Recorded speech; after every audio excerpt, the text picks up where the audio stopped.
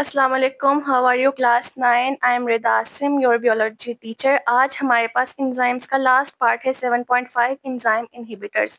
इसको डिस्कस करते हैं। बहुत आसान और सिंपल वे में मैं आप लोगों को पढ़ाऊंगी। अगर आप लोगों को लगेगा कि मुझे हमें नहीं समझ आया तो आप लोग मुझे बताना, मैं इसके बाद लाइव आके आप लोगों को बोर्ड के ऊपर, व्हाइट बोर्ड के ऊपर समझा दूंगी। आप लोगों को सारे कॉन्सेप्ट्स क्लियर कर दूंगी। या कमेंट्स में बताना, कोई चीज़ नहीं रहेगी होगी, मैं आपको बता दूंगी।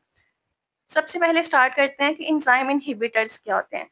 तो स्टूडेंट्स, हमारे पास इंजाइम इनहिबिटर्स वो सब्सटेंसेस होते हैं, वो मादे होते हैं जो हमारी बॉडी के अंदर जो इंजाइम्स केमिकल रिएक्शन कर रहे होते हैं उनको या तो रोक देते हैं या उनकी स्पीड को स्लो कर देते हैं।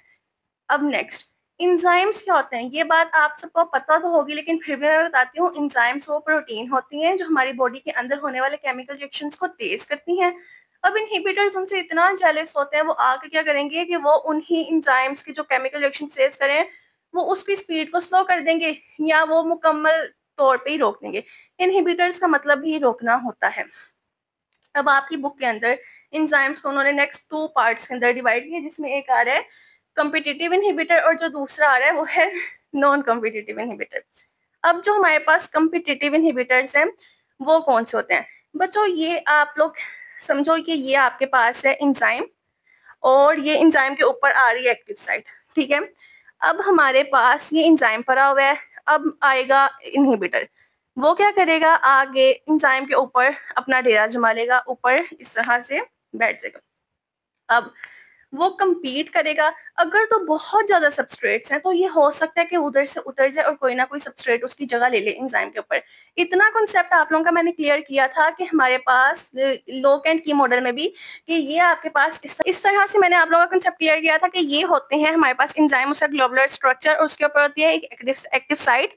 अब उधर आना होता है हमारे ऊपर सबस्ट्रेट ने, और वो सबस्ट्रेट आके अपनी जगह ले लेता है, ठीक है। और जब केमिकल रिएक्शन का वो काम करते हैं तो वो अलग हो जाते हैं।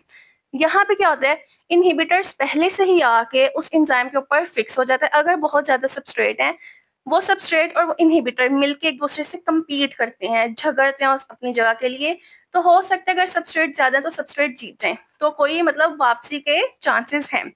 लेकिन अगर वो नॉन अनकॉम्पिटिटिव इनहिबिटर्स हैं या नॉन कॉम्पिटिटिव इनहिबिटर्स हैं, तो उसके अंदर क्या सीन होता है कि आपके पास आएगा कौन, इनहिबिटर, और वो आके आपकी एंजाइम पे ऊपर वाली साइड पे नहीं लगेगा, किसी और जगह पे जाके अटैच हो जाएगा। अब जब वो किसी और जगह पे जाके अटैच होगा ना, तो वो एंजाइम की सारी शेप ही बदल के रख देगा।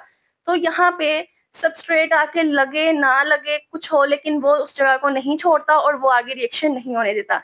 ये हमारे पास कुछ मेन डिफरेंस था इन दोनों के अंदर, और मुझे उम्मीद है आप लोगों को इस चीज़ से समझ आ गई होगी। नहीं समझ आई आप लोग मुझे कमेंट्स में बताओ, हम लोग अगेन डिस्कस करेंगे लाइव आके, या तो मैं पढ़ा दूंगी आप लोगों को, या हम लोग आके एक इसके ऊपर नेक्स्ट एक वीडियो बना लेंगे। हम इस तरह से पढ़ लेंगे। और अगर आप लोगों को किसी चीज़ के साथ इश्यू है तो please discuss with me, easily आके मुझे बताओ। मैं आप लोगों की यहाँ पे हर प्रॉब्लम सॉल्व करने के लिए आई हूँ। मेरा गोल ही ये था कि मैं आप लोगों की हर प्रॉब्लम बियोलॉजी को लेके सॉल्व करूँगी। तो अल्लाह हाफिज़।